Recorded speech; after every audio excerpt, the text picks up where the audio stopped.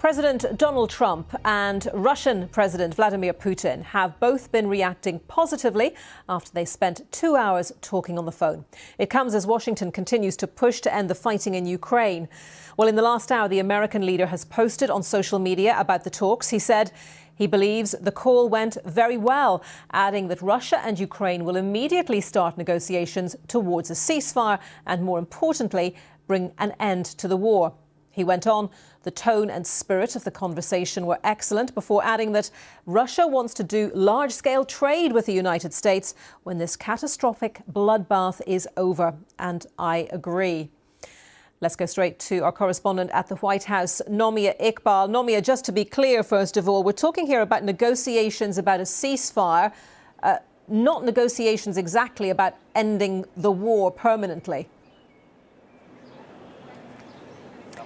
That's correct. And there's no breakthrough, I would say, in those peace negotiations. And I would say that President Trump portrayed this conversation more positively than Vladimir Putin did. He talked about possible future peace agreements. Donald Trump said that he said that, as you mentioned there, the conversation was warm and friendly.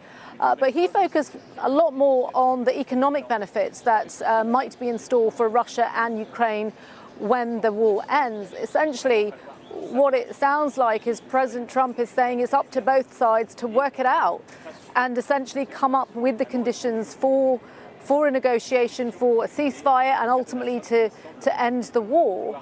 And it's up to them to decide. And so it's not really the US walking away. It sounds like they will continue to push both sides to work it out. But ultimately, he's letting them decide. And that's where I think there is that huge challenge, because we know that there are things that Russia will not concede on, and there are things that Ukraine will not concede on.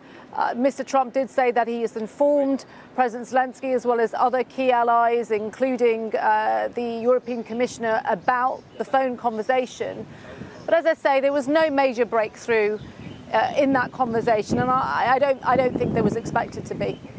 OK, Nomia, thank you very much for that. Nomia Iqbal at the White House for us. Well, the Russian leader has also been speaking about that conversation. President Putin said it was, in his words, very informative and quite a frank talk. Take a listen.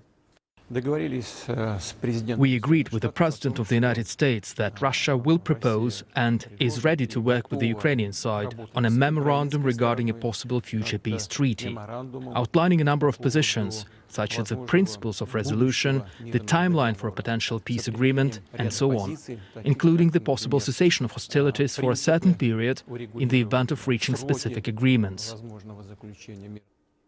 A short time ago, I spoke to our Russia editor, Steve Rosenberg, in Moscow, and he gave us his reaction to what we have heard about the Russian side of this phone call. It doesn't seem as if much has changed. Remember, America, European leaders and Ukraine had been pushing Russia to sign up to a 30-day unconditional ceasefire. Russia hasn't done that. Russia has been resisting that all along, and still after this conversation there's no talk about a ceasefire now.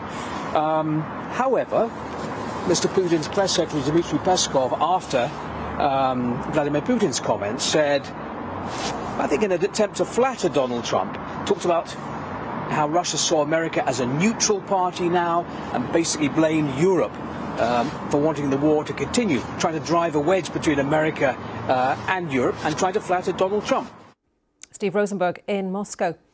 Well, we're joined now by Daniel Byman, who is the director of the Warfare, Irregular Threats and Terrorism Programme at the think tank, the Centre for Strategic and International Studies. Daniel, thank you very much for joining us on BBC News to talk about this developing story. From what you've heard, the readout from Russia and the US, what are your thoughts? There's a lot of very vague words and promises. So seems to be an effort to work toward a ceasefire. There could be some sort of memorandum, but any of the content, any of the principles remains very unclear. And given how far apart the two parties were before the phone calls, I'm not sure how much closer we are now, despite all the rhetoric. Yeah, one of my Russian-speaking colleagues here in the newsroom sent me a message saying that there is a saying in the Russian language, we negotiate to negotiate. I mean, on hopes for a ceasefire, this seems to be, stretching out with no specific time frame at the moment. Yet we know that President Trump is very impatient. So where do you think that's going to lead to? So one of Russia's hopes is that President Trump will get tired of the whole thing and simply say that the United States is not going to be involved anymore. And this would be an end of economic aid and end of military aid to Ukraine. So, of course, that benefits Russia. So I think Putin probably calculates that inaction and delay on his part is going to help Russia's position in the long term, especially if Russia is not the one blamed for any problems. And we're waiting to hear still from President Zelensky. It's the obvious person that we're still waiting to hear from after these conversations, these discussions, this phone call between President Trump and President Putin. Militarily, Daniel, what position are Ukraine and Russia in right now with regards to prosecuting this war, continuing this war? So Russia has been making progress against Ukraine in the last 10 months, but it's very slow, really incremental progress at best. Russia has taken staggering losses. So although many people describe Russia as having the upper hand, and that's probably true, the actual military advantage it's gained has been quite slight. So we're not likely to see dramatic changes on the battlefield in the coming months, unless, of course, we see an abandonment of Ukraine by its allies, in which case Ukraine runs out of ammunition and, in general, may suffer catastrophic loss. So are you saying at the moment Russia doesn't see any strategic interest in a ceasefire? Russia believes that Ukraine's going to crumble if it keeps hitting it, and especially if the United States and Europe abandon it. So a ceasefire, especially a long-term one, is probably not in Russia's interest, according to how Putin defines it. OK, Daniel Byman from the Center for Strategic and International Studies. Good to get your assessment of this developing news. Thank you very much. Thanks for having me.